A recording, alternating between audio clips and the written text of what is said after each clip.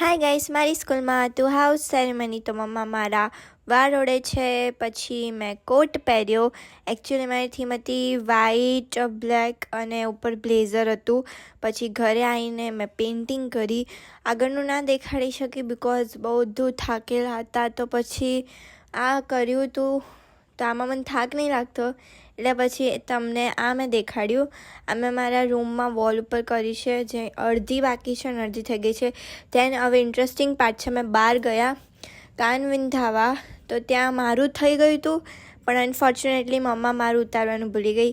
તો મેં મમ્માનું ઉતાર્યું. મેં અને મમ્માએ કરાયું છે, બંને સેમ કરાયું છે, બસ એને થોડું મોટું છે.